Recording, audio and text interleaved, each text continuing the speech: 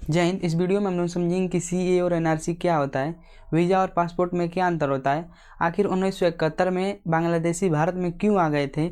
आइए समझते हैं आज के इस वीडियो में। अब समझते हैं ओसीआई के बारे में। ओसीआई क्या होता है? इसका फुल फॉर्म होता है overseas citizen of India. OCI को लाया गया था लक्ष्मीमल सिंधवी समिति 2005 के तहत। और ये ओसीआई किसे मिलता है?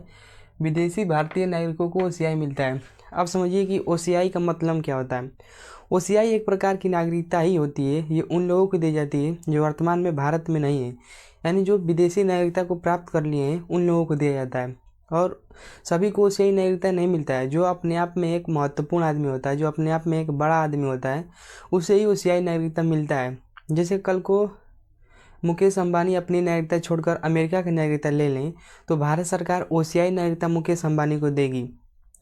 वो उसे ही ओसीआई नागरिकता दिया जाता है जो अपने आप में एक बड़ा इंसान होता है।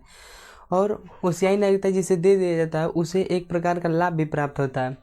ओसीआई नागरिकता वालों को वीज़ा मुक्त यात्रा मिलता है भारत में, और इन्हें एक प्रकार का अधिकार नहीं है, यानी वोट डालने का अधिकार इन्हें नहीं दिया जाएगा और वीज़ा मुक्त यात्रा दिया जाएगा। अब समझते हैं कि भारतीय प्रवासी दिवस क्यों मनाया जाता है। भारतीय प्रवासी दिवस मनाया जाता है 9 जनवरी को। और क्यों मनाया जाता है? क्योंकि 9 जनवरी 1915 को अफ्रीकी यात्रा से महात्मा गांधी भारत आए थे, तो इसी खुशी में भारतीय प्रवासी दिवस मनाया जाता है। अब समझते हैं कि पासपोर्ट किसे कहा जाता है। पासपोर्ट यह क्या होता है? तो विदेश यात्रा करने के लिए अनुमति देने वाला एक पहचान पत्र होता है, उसे ही पासपोर्ट कहा जाता है। यानी जिस प्रकार से हम रेलवे में टिकट कटवाते हैं एक जगह से दूसरे जगह पर जाने के लिए, उसी तरह से एक देश से दूसरे देश में जाने के लिए पासपोर्ट बनवाना पड़ता है, उसे ही पासपोर्ट कहा जाता है। यानी पासपोर्ट हमें अधिकार देता है कि आप विदेश में जाकर यात्रा कर सकते हैं। और जिसका पासपोर्ट बनता है, पासपोर्ट में A to Z जानकारी दी गई रहती है। जैसे किसका पासपोर्ट है, उसका जन्म, लिंग, जन्म स्थान, नाम, A to Z जानकारी उसमें लिखी रहती है जिसका पासपोर्ट बनता है। अब समझते हैं कि वीज़ा किसे कहा जाता है।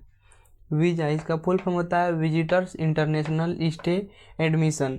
वीज़ा क्या होता है? तो अन्य देश या विदेश में प्रवेश करने की जिसके द्वारा अनुमति मिलता है उसे ही वीज़ा कहा जाता है। जैसे कोई भारत का आदमी है, वह भारत से विदेश जाना चाहता है, जैसे मान लीजिए अमेरिका जाना चाहता है, तो अमेरिका के द्वारा उसको मान्यता प्राप्त होगा कि आप हमारे देश में आ सकते हैं, तो उसे ही वीज़ा कहा जाएगा। और वीज़ा कई प्रकार से होता है। जैसे स्टूडेंट वीज़ा कोई पढ़ने जाएगा तो उसके लिए मिलेगा, या वर्क वीज़ा कोई इंडिया से एम्प्लॉय काम करने के लिए जाएगा तो उसको मिलेगा, या बिजनेस वीज़ा या टूरिस्ट वीज़ा। अब समझते हैं कि राष्ट्रमंडल देश किसे कहा जाता है। राष्ट्रमंडल देश यानी कॉमनवेल्थ कंट्रीज। राष्ट्रमंडल देश क्या है? तो राष्ट्रमंडल देश एक प्रकार का संगठन है, और यह संगठन कई देश मिलकर बनाए हैं। और कौन कौन देश मिलकर बनाया है? जो कभी न कभी ब्रिटेन देश का गुलाम था, वही मिलकर राष्ट्रमंडल देश यानी राष्ट्रमंडल संगठन बनाए हैं। और इस राष्ट्रमंडल का मुख्यालय लंदन में है, और इसमें टोटल सदस्य 53 है। स्वयं को इसका सदस्य नहीं मानता है अमेरिका। अमेरिका का कहना है कि मैं फैक्ट के हिसाब से ब्रिटेन का गुलाम हूँ, या मैं मानता हूँ, लेकिन मैं कॉमनवेल्थ का सदस्य नहीं बनना चाहता हूँ, क्योंकि मैं फैक्ट के हिसाब से मानता हूँ कि मैं आपका गुलाम था, लेकिन मैं अपने माथे पर थप्पा लेकर नहीं घूमना चाहता हूँ कि मैं आपका गुलाम हूँ। इस तरह से अमेरिका फैक्ट के हिसाब से ब्रिटेन का गुलाम था, लेकिन वह स्वयं को नहीं मानता है कि मैं ब्रिटेन का गुलाम हूँ, यानी कॉमनवेल्थ का सदस्य वह नहीं है। अब समझते हैं कि CAA क्या होता है। CAA इसका फुल फॉर्म होता है सिटीजनशिप अमेंडमेंट एक्ट 2019, यानी नागरिकता संशोधन अधिनियम। CAA एक प्रकार का कानून था जो नागरिकता देने की बात करता था। और किन लोगों को नागरिकता देने की बात करता था? जो अल्पसंख्यक थे, यानी जिनकी जनसंख्या कम थी और वह धार्मिक प्रताड़ना को झेले हुए थे, और वह पाकिस्तान, अफगानिस्तान या बांग्लादेश का रहने वाले थे। यानी जो इन तीनों देशों के रहने वाले थे और साथ ही साथ अल्पसंख्यक थे और धार्मिक प्रताड़ना को झेले थे, उनको CAA के तहत भारत में नागरिकता देने के लिए CAA कानून लाया गया था। और इसके लिए समय सीमा रखा गया 2014, यानी 2014 से पहले इन तीनों देशों में रहने वाले लोग, 2014 से पहले जितने भी लोग आए उन्हें CAA के तहत नागरिकता दे दिया गया, लेकिन वह अल्पसंख्यक रहना चाहिए और साथ ही साथ धार्मिक प्रताड़ना को झेले हुए रहना चाहिए। इन तीनों देशों में देखेंगे आप तो मुसलमानों की अधिकता है, यानी यहाँ पर मुसलमानों को कुछ भी दिक्कत नहीं है। मुसलमान को छोड़कर बाकी धर्म जैसे हिंदू, जैन, बौद्ध, ईसाई, इन सभी को यहाँ पर धार्मिक प्रताड़ना को झेलना पड़ता था। और इस कारण से यहाँ से बहुत से लोग इंडिया में भाग कर चले आए थे। तो जो लोग 2014 से पहले आए थे उनके लिए कानून लाया गया था CAA, और इसी के तहत उन सभी लोगों को नागरिकता दे दिया गया। मुसलमानों को छोड़कर जितने भी लोग थे उन सभी लोगों को नागरिकता दे दी गया CAA के तहत। अब समझते हैं कि NRC क्या होता है। NRC इसका फुल फॉर्म होता है नेशनल रजिस्टर ऑफ सिटीजन्स, यानी राष्ट्रीय नागरिक रजिस्टर।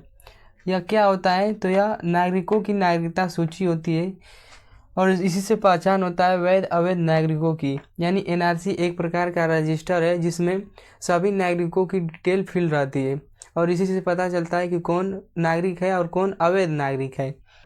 अब समझते हैं कि NRC को क्यों लाया गया था। तो सन 1971 में बांग्लादेश में युद्ध चल रहा था। युद्ध के दौरान बांग्लादेश अशांति था, तो उस समय बांग्लादेश से बहुत से लोग उठकर असम में चले आए।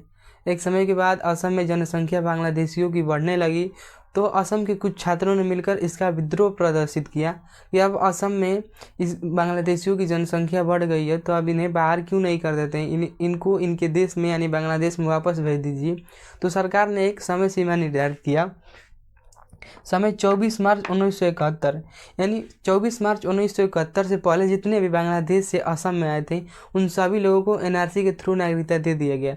सन 24 मार्च 1971 के बाद जो लोग बांग्लादेश से आए असम में उन लोगों को भारतीय नागरिकता नहीं दिया गया। अब समझते हैं कि NPR किसे कहा जाता है। NPR इसका फुल फॉर्म होता है नेशनल पॉपुलेशन रजिस्टर, और इसमें रिकॉर्ड रहता है देश की जनसंख्या, यानी देश में कितनी जनसंख्या है उसका रिकॉर्ड NPR में रहता है।